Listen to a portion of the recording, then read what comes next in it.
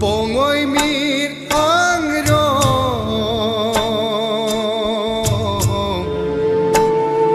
ne thare poseng lo mo sing kreng mun ta jo ne nang lo po nang lo apor non malom ne jakwe chi ano